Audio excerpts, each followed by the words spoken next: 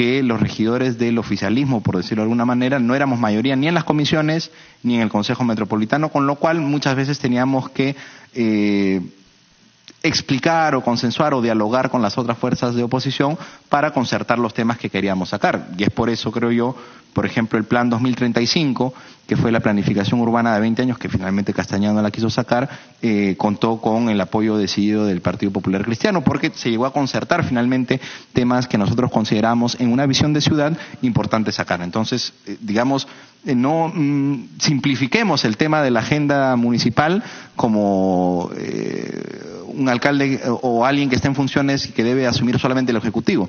Estábamos en una situación del Consejo Metropolitano bastante particular, nosotros ya no teníamos la mayoría que la Ley Orgánica de Municipalidades establece, y el tema de diálogo y de concertación con las otras fuerzas del Consejo fue uno de los temas que me abocó.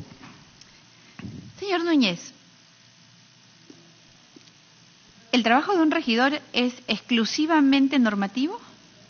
¿No tiene un rol de fiscalización y control político como para que usted me diga, yo me aboqué a desarrollar el cuerpo normativo, es decir, hice ordenanzas, concerté, me reuní, hablé? Y el tema de fiscalización y control, ¿cuánto usted desarrolló en torno a los dos proyectos que le acabo de mencionar? ¿Cuánto salió a verificar que efectivamente habían los niveles de avance que deberían haber para otorgar la concesión, por ejemplo?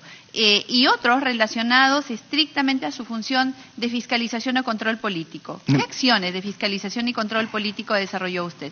Pero la concesión ya estaba entregada, no estaba en función de los niveles de avance la concesión, ¿no? Entonces, si digamos, los funcionarios de la obra te dicen que la misma está al 70%, yo no tengo las herramientas técnicas para decirle no está al 70% sino al 68%. O sea, hay un nivel de detalle técnico ahí que finalmente se presentaba y que imagino tenía un correlato con los informes técnicos que se presentaban a la gerencia de la promoción de la inversión privada, que era la parte administrativa que tenía que velar por el cumplimiento de los plazos establecidos en el contrato de concesión. Sobre la función fiscalizadora, nosotros votamos a favor de todas las comisiones que se plantearon en el Consejo Metropolitano, y como señalé al momento inicial... Perdón, ahí, cuando usted fue primer regidor, desde que él fue ¿ahí conformaron comisiones investigadoras? Sobre este tema no, sobre todos los temas que la oposición quería investigar. Se plantearon comisiones investigadoras que todas fueron presididas por la oposición, salvo la comisión de Comunicore, digamos, que la presidió la entonces regidora Marisa Glave. Congresista Beteta. Sí, ahondando su pregunta, Presidenta, me queda claro que el regidor Núñez, que cumplió las veces de presidente de la Comisión de Transporte, no pudo evidenciar de manera directa el gran problema que tiene Lima con transporte, justamente porque hacía un trabajo de escritorio, quizás el trabajo que le correspondía al gerente, ver la normativa, ver qué funciona, no funciona, centrarse en un trabajo más específico de escritorio, cuando más bien usted le correspondía hacer el trabajo político y fiscalizador, de ir y ver e indagar para que con ello pueda funcionar realmente la labor fiscalizadora. Me queda evidente, Presidente, que ese rol parece que aún no lo han entendido, que su labor fiscalizador, ¿no? Más lo veo como que es normativo y gerencial seguramente, pero también sería importante que nos pueda señalar de manera clara cuando usted le ha preguntado en cuántas oportunidades usted ejerció el cargo de alcalde encargado y durante ese periodo qué acciones ha llevado adelante, no solamente de firmas de acuerdos de sesiones, no, sino quizás la contratación de algunos servicios, si usted recuerda, que nos pueda decir, y de la misma forma, si usted no era el encargado cuando la señora Villarán tuvo que pedir licencias en la no revocatoria y en la reelección, en todo caso, si fue a un funcionario o a qué regidor le encargó la alcaldía. Sí, a ver, yo creo que quienes ejercen la función legislativa tienen que empaparse las normas, porque si no se hacen ordenanzas o leyes que, bueno, a veces son sumamente cuestionadas. Entonces, creo que la labor de quienes ejercemos la función legislativa es precisamente estar informados de los beneficios que las ordenanzas o las leyes van a traer. No es un tema de escritorio, es para eso se nos ha elegido, ¿no? Yo no creo que un regidor vaya a estar dirigiendo el tránsito, cosas de campo, que en efecto hay trabajadores que están facultados para ese objetivo. Sobre las cantidades de veces que fui designado alcalde, reitero, la mayor cantidad de tiempo que estuve designado de despacho de alcaldía fue en el tiempo de la revocatoria. Perdón, en el tiempo de la reelección. En el tiempo de la revocatoria yo era el regidor 21. En el tiempo de la reelección, que fueron aproximadamente 3 meses, y de ahí habían encargaturas del despacho muy puntuales de 1 o 2 días por temas de salud. Las compras o las adquisiciones no son temas que los ve el alcalde. Yo no sé cómo funciona en el Parlamento, pero hay instancias que ven las compras y las adquisiciones. No las ve quien ejerce la alcaldía. Hay una área de administración que hace las licitaciones, las convocatorias, y en fin, las que realiza finalmente las compras y adquisiciones de una corporación municipal. En el marco de la municipalidad, porque, por ejemplo, EMAPE, SERPAR, el Parque de las Leyendas, EMSA tienen su propia área administrativa, ¿no? Que tiene un nivel de autonomía administrativa también en función del municipio. Bien, en todo caso sería bueno informarle a usted que el Congreso de la República no es un ente ejecutivo. Así es. Mientras que los municipios, los gobiernos regionales, sí son entes ejecutivos y por ende quien toma las decisiones también es el alcalde. Pero en todo caso, lo que usted está diciendo dejó que sean los funcionarios quien tomen la decisión. También es una competencia que usted delega en ellos y no le importa quizás para estar fiscalizando si se lleva bien y qué cosas se están haciendo en el municipio. Lo que usted está diciendo me parece un poco como que no ha habido esa preocupación de ver cómo la municipalidad pueda tomar decisiones acertadas en cuanto a firma de convenios, firma de contratos y otra serie de trámites que por ende corresponde a una entidad netamente ejecutiva. Sí, con su venia, Presidenta. Precisamente por eso señalaba que la función normativa era importante, porque los contratos y los convenios son temas que pasan por aprobación del Consejo Metropolitano, no la firma quien ejerce la alcaldía de iniciativa propia. Obedece a un acuerdo de consejo con los respectivos dictámenes de los órganos de línea, el respectivo debate del Consejo Metropolitano y una vez aprobado ahí, lo firma quien ejerce la alcaldía. El tema de compras o adquisiciones son decisiones que las toma el área administrativa y que, creo yo, el alcalde no está para supervisar cada una de las licitaciones o de las compras. En todo caso, si se hubiera hallado algún tipo de irregularidad, y yo quisiera saberlo porque que yo sepa no se alcanzó ningún nivel de hallazgo, al menos no se me ha comunicado en la etapa en que yo estuve encargado del despacho de alcaldía.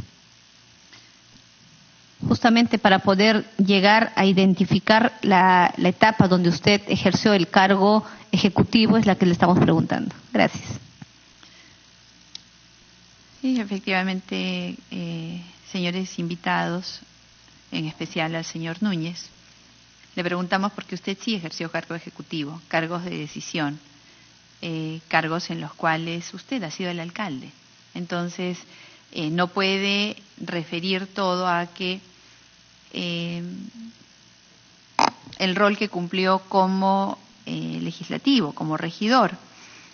En el caso que la Contraloría y el Ministerio Público señalen responsabilidades a los funcionarios que no ejercieron su labor, ¿cree usted que tiene alguna responsabilidad por acción o por omisión como alcalde o como regidor en los hechos que se investigan? Por ejemplo, una omisión de denuncia por no haber realizado acciones de fiscalización debidas en el marco de estos proyectos.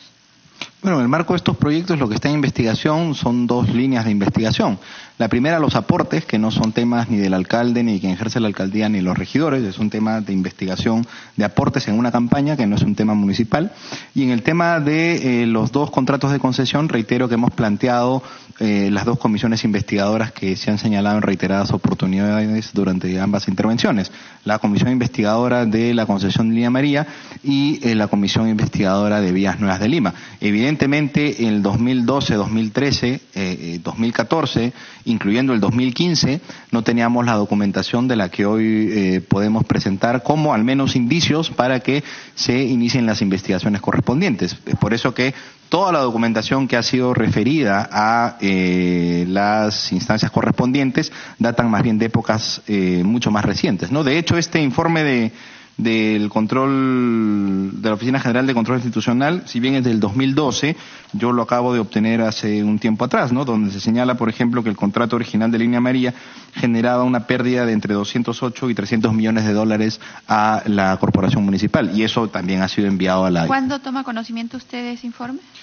Esto lo debo haber tenido hace un mes y aproximadamente un poco más. ¿Y de cuándo es que ese informe habla de la generación de pérdidas en esa cantidad que acaba de señalar? Del contrato original, es decir, hasta el 2010, durante la firma del exalcalde de Castañeda. Ajá. Y usted como regidor durante 4 años, del 2011 al 2014, ¿jamás se preocupó por pedir informes de ese tipo? ¿No se dio cuenta como alcalde o como regidor que ese contrato podía estar siendo lesivo para generar pérdidas como las que acaba de describir?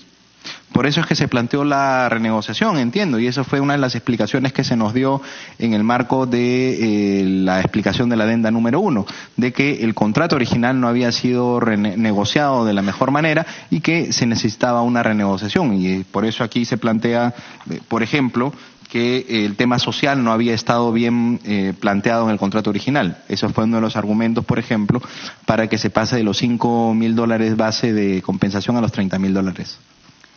Y cuando les explicaron esto, que es bueno que nos lo diga, porque hasta ahora no nos lo había dicho a pesar de lo larga de la sesión, les hablaron del tema de la compensación. ¿Y con respecto a los eventos especiales? No, yo no recuerdo que se haya dado ninguna explicación, ni siquiera recuerdo que se haya dado ese término en la presentación de la adenda 1. ¿Y no le preocupó a usted mirar un poco más allá como regidor, acucioso, investigador, alguien que ve que los presupuestos se manejen de manera adecuada, que jamás permitiría que haya un sol que se pierda? ¿Se preocupó por ver que efectivamente este proyecto millonario cumpla con lo que estaba diciendo, por ver si había algo más detrás de esto? ¿Usted creyó, así como creyó que en la campaña por el no a la revocatoria solo costó 1 millón y sigue creyendo que solo costó 1 millón y no tiene por qué cuestionarla, también piensa lo mismo con respecto al momento en el cual usted ejerció como regidor y como alcalde con respecto a los contratos de Línea Amarilla y Rutas de Lima? Bueno, habían los informes de los funcionarios, yo tengo que remitirme a los informes de los funcionarios que se dieron tanto en la sesión, y creo que todo el Consejo Metropolitano actuó de la misma manera, porque nunca hubo un pedido de comisión investigadora de estos dos contratos de concesión. Las dos comisiones investigadoras que se han formado ha sido recién en esta gestión por petición, reitero, de regidores de oposición entre que se encuentran quienes hablan, ¿no? Claro, pues porque en la gestión 2010-2014 quien correspondería haberlo pedido habría sido usted, ¿verdad? Entonces, ¿quién lo iba a pedir? Porque no teníamos los elementos que hoy tenemos, reitero. Claro. ¿Ha conocido a la señora Daniela Maguiña Ugarte? Sí. Pregunto en el marco de la campaña por el no a la revocatoria y por la reelección. No. La conozco porque es pareja de un exfuncionario, ¿no?, de MAPE, de Álvaro Espinosa. ¿Al señor Jorge Torres Padilla? No. ¿Al señor Álvaro Espinosa Benza? A él como funcionario de MAPE y coordinador del programa Barrio Mío. Perdón, funcionario de MAPE. De MAPE y coordinador del programa Barrio Mío. Si mal no recuerdo, era el coordinador. Y en la campaña por el no a la revocatoria o por la reelección, el señor Álvaro Espinosa, ¿qué rol cumplió? No lo sé. Yo, como he mencionado, en el marco de la reelección no estaba en la campaña, estaba abocado en la municipalidad, y en el tema de la campaña no estaba en ese equipo. Señor Rey. La señora Daniela Maguiña, el señor Álvaro Espinosa. Sí los conozco. En la campaña del no, Daniela tenía esta organización, ¿no es cierto?, que organizó dos eventos de recaudación de fondos. En ese contexto sí conocí su participación. Y en el caso de Álvaro Espinosa, él era funcionario de la municipalidad. Entonces, no sé si ha tenido una participación o no en la campaña. ¿El señor Gustavo Guerra García Picasso? Sí, lo conozco, él era presidente de Protransporte.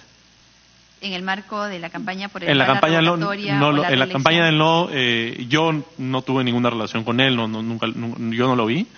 Y en la campaña de la reelección él siguió siendo funcionario, me parece, hasta el 2014. Entonces no tuvo una participación directa. Señor Núñez. Sí, de igual manera yo lo conozco al señor Guerra García como funcionario de Epotransporte, y de hecho a veces veíamos temas relacionados a ese tema en mi condición de presidente de la comisión, por ejemplo los problemas de los corredores, etcétera, temas propios de la gestión, no de ninguna de las dos campañas mencionadas. Con la señora María Julia Méndez Vega. A ella la conozco porque es militante de Fuerza Social, no sabría decir qué función tuvo o si tuvo alguna participación en las campañas descritas. La señora María Julia Méndez. La conozco como madre del ex teniente alcalde, Eduardo Segarra, y no sé qué relación ha tenido con la campaña. Con certeza, en la reelección no la vi, yo nunca tuve ese acceso a los espacios de toma de decisión, no lo sé. Con la señora Zoila Reategui Barquero. Zoila era regidora. Era regidora de Lima. Entonces imagino que ha tenido la función de regidora, ¿no? Ella estaba en proceso de vacancia también, ¿no? Sí, de la misma manera, ella era compañera de la bancada, de la primera bancada, ¿no? Porque ese consejo del 2011 al 2014 tuvo tres etapas, digamos. Ella estuvo en la primera etapa como parte del consejo. Con la señora Marisa Glave Remy. De igual manera, ella era regidora en la primera etapa hasta antes del proceso de revocatoria. ¿Rol en la campaña por el no a la revocatoria o en la reelección? En la reelección no asumió ningún rol hasta donde yo sé. De hecho, hay una entrevista, por ejemplo, en un medio de comunicación donde ella señala que va a definir su voto en la cola. Y en el marco de la campaña de la revocatoria, ella tuvo un rol de vocería política junto a otros regidores como Pablo Secada, por ejemplo. Señor Rey. Sí, es lo mismo, ¿no? Creo que su participación fue la que, entiendo que es la que se vio, ¿no? Como regidor. Señor Rey, ¿puede precisar en dónde tiene acciones, la cantidad de las mismas? Es en un fondo en la Bolsa de Valores de Lima. No sé, serán 3.500 soles o 4.000 soles. Son acciones que compré cuando salí de la universidad. ¿En acciones en empresas brasileñas? No, imagínate. No, son empresas que cotizan peruanas en bolsa. Para ambos, ¿cómo califican a las empresas Odebrecht y OAS ahora que se conoce que han pagado sobornos, coimas y dádivas a funcionarios públicos? Señor Rey. Una vergüenza, evidentemente, ¿no? Son empresas que representan todo lo que no debe ser el sector privado y que deben ser sancionadas con la rigurosidad de la ley y asegurar de que paguen las compensaciones que corresponden al Estado peruano, ¿no? Finalmente somos conscientes que la corrupción es un cáncer para el país, que le genera costos innumerables y que evita que los servicios públicos lleguen de mejor calidad a la gente. Así que creo que no hay otro adjetivo que podría utilizar. Señor Rey. Señor Núñez. Lamentable, creo que es la intromisión de los intereses privados en el Estado, que debe ser sancionado con toda la rigurosidad de la ley. También debo decir que no me parecen que son los únicos intereses privados que se intrometen en el desarrollo del Estado peruano, ¿no? Y por tanto creo que sería importante que se legisle en función de prohibir el tema de los aportes de las empresas privadas en campañas políticas, porque genera precisamente esta situación absolutamente repudiable de vincular los intereses privados a posibles decisiones de gobierno. Congresista Beteta, ¿alguna pregunta adicional para los invitados?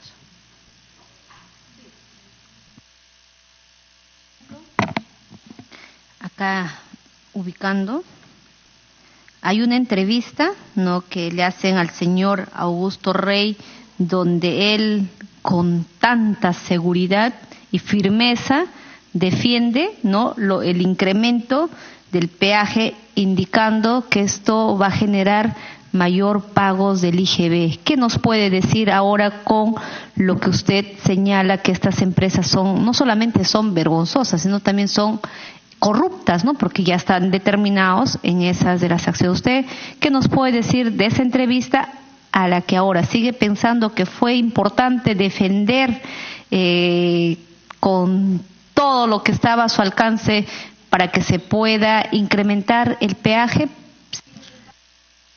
¿La decisión acertada? A lo largo de mi formación política y mi participación en el Estado, y en esa etapa especial cumplí una función de vocero, ¿no?, de la municipalidad, y a veces me tocó salir a explicar a los medios las decisiones que la alta dirección o los funcionarios habían tomado, ¿no? Y en algunos casos salía, sobre todo antes que hacer una defensa cerrada, sino explicar qué cosa estaba sucediendo y por qué había un incremento, ¿no? Cuando lo he hecho en el marco de un contexto determinado, con una información determinada, ¿no es cierto?, en base a una serie de decisiones que se han adoptado, ¿no? A la fecha, sigo pensando que ese es un modelo, el modelo de las concesiones puede ser virtuoso siempre y cuando sea justo y no genere costos sociales y genere beneficios para el Estado. Y entiendo que ese es algo que se está evaluando en el caso de Rutas de Lima, y entonces creo que hay que esperar a ver qué finalmente se dice en ese sentido, ¿no? Entonces, claro, a la luz de eso, mis comentarios se han dado siempre como vocero, y a veces había que hacer la defensa, o a veces había que explicar lo que estaba pasando, que es mucho el trabajo que hice en la municipalidad, principalmente con vecinos de Lima Norte y Lima Sur y con vecinos de la margen izquierda, que más que nada era trasladar información, ¿no?, para que se informe algo que creo que de lo que pecan muchas entidades públicas y funcionarios públicos es la poca apuesta y la poca energía, el poco cuidado que hay para informar a los vecinos, ¿no? Entonces yo creo que ese también es un rol del funcionario público de turno, ¿no?, de ver los mecanismos para informar ciertas decisiones o ciertas cuestiones que van a suceder también porque hay obligaciones que se han asumido, ¿no? Eso es, gracias. Sí, sería importante que quizás nos pueda ayudar a la comisión cuando usted brinda una declaración al comercio y usted pide a todos los involucrados en los aportes que habrían dado Odebrecht o OAS a la campaña del no a decir la verdad. ¿A quiénes se refería cuando usted menciona y exige que se diga la verdad? ¿Hacia quiénes se iba dirigida su mensaje? A todo aquel que tenga cierta información. O sea, a mí personalmente no me parece gracioso, no me parece para nada una situación que no sea grave, que haya una acusación de este tipo. Me parece gravísimo, ciertamente, ¿no? Y por lo tanto, creo que insisto en esta idea, ¿no? Quienes desde la juventud estamos intentando entrar a la política y hacer cambios y enfrentamos una situación como esta, también tenemos que exigir a aquella gente que tenga información que la señale, ¿no es cierto? Porque si no, eso genera también un velo, una mancha sobre gente que en realidad ha participado de manera positiva, de manera honesta, de manera activa, ¿no? Entonces yo creo que también es algo que debemos exigir, y en ese contexto va mi señalamiento, ¿no? Porque claro, yo no tengo la información, las herramientas, los instrumentos para saber cómo responder frente a tremenda acusación. Y yo creo que quienes han sido mencionados pues también tienen que responder, ¿no? Es lo mínimo que esperamos quienes hemos apoyado ese proceso. ¿Usted cree, en todo caso, que en esa oportunidad, como usted dice, salió a ser vocero, ¿no?, de las cosas, de las gestiones que venía realizando la señora Villarán, y le brindaban las informaciones como usted lo ha señalado? ¿Usted cree, en todo caso, que puedan haber usado esa buena voluntad, de alguna manera su imagen, su entusiasmo de querer ver una Lima diferente, de buscar un mejor desarrollo para los limeños? ¿Usted cree que posiblemente dentro de ello no le brindaron la información completa y por eso usted salía e informaba creyendo que era lo correcto? No. Yo me siento bien en el sentido de que lo he hecho con buena voluntad, he informado. A mí me gusta la política, me gusta la función pública, y por lo tanto en esa etapa encontré una etapa de aprendizaje interesante en el sentido que tuve la oportunidad de explicar una serie de decisiones municipales, ¿no? y en ese sentido no podría sentirme usado. Fue una decisión finalmente que también yo tomé, ¿no? Entonces, creo que lo pondría en ese sentido, en esas palabras. En todo caso, usted también asumiría la responsabilidad de que, ya que dice que también tenía, de alguna manera, estaba convencido de lo que usted enviaba sus mensajes y defendía, porque si bien es cierto, en ese momento no se tenía la información de estas coimas que se podrían haber dado para que esta empresa OAS como también Odebrecht sean beneficiadas. Pero ahora ya esas dudas se han ido esclareciendo, tomando en cuenta que no solamente los dichos por las mismas personas quien habrían coimeado, sino también por los hechos concretos. Una campaña que la misma persona involucrada haya dado, creo, 10.000 soles para esa campaña, y esa campaña sumados supera más de 7 millones. El no saber quién aportó, hoy los jefes de campaña no saben de dónde venían los recursos, pero estaban ahí dando la cara, apoyando y sumándose, posiblemente desconociendo el origen ilícito de esos fondos. Creo, a mí sí me preocuparía en y de tal manera que yo sí haría un deslinde, ¿no?, frontal con aquellas personas que me pudieron haber sorprendido con unos contratos vendiéndome que era una maravilla, cuando en el fondo tenían otros intereses subalternos de algunos cuantos en perjuicio de todos los ciudadanos de Lima, y no solamente de Lima, sino también del Perú, porque usamos esas vías todos, ¿no? ¿Hay una pregunta detrás? ¿Es un comentario? ¿Merece algún comentario? Sí, le preguntaba de que asumiendo todo ello, ¿no?, que ahora ya tenemos la responsabilidad, ¿usted no cree que en todo caso usted también le corresponde asumir una responsabilidad política por no haber sido quizás más celoso en cuanto a tener la información y de todo lo que ocurre en una campaña, al menos estar informado de dónde, quién aporta, ¿no? Saber los aportes, porque era evidente, salvo aquel que no quería ver más allá de su propia información, la campaña millonaria del no revocatoria y de la reelección de la señora Villarán. No, en lo absoluto. Yo no puedo ser responsable de lo que no he hecho, pues, ¿no? Eso vulnera cualquier tipo de principio, tanto ético como jurídico. Sin embargo, creo que es importante que las cosas se aclaren, o sea, más allá de las suspicacias evidentes que hay en un contexto como este, ya sea en el proceso que vincula a la exalcaldesa Susana Villarán, o también a los otros líderes políticos, que se esclarezcan, ¿no? Quienes hemos apoyado en estos procesos políticos, y en mi caso lo digo con total transparencia y honestidad, es creyendo en una visión de ciudad, ¿cierto? Para mí es fundamental entender que la política tiene que hacerse de manera limpia y transparente, y si es que detrás de esto realmente ha habido un caso de corrupción, tenga por seguro que siempre voy a estar del lado de quienes la persiguen.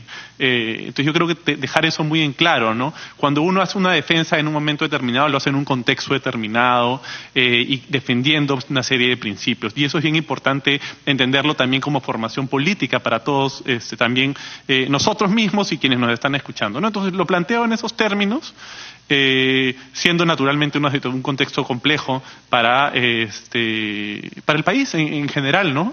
Porque también creo que el esfuerzo que tenemos que hacer nosotros que estamos en política de alguna u otra manera es ver las maneras de revertir esta situación y generar confianza nuevamente en los ciudadanos, que son finalmente quienes importan. Sí, efectivamente ese proceso de aprendizaje nos cuesta mucho y carísimo a todos los peruanos, ¿no? ¿Y usted qué le diría a la señora Villarán, o usted cree que es suficiente las declaraciones que ella ha brindado respecto a la supuesta entrega de coimas de 3 millones por Odebrecht y OAS.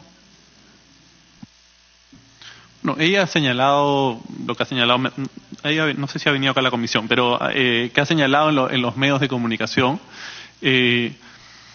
Me parece, entre todo esto, entre todo lo que viene sucediendo, me parece muy saludable que la exalcaldesa Villarán asista a todo, ¿no? Tanto al Congreso como a sus investigaciones.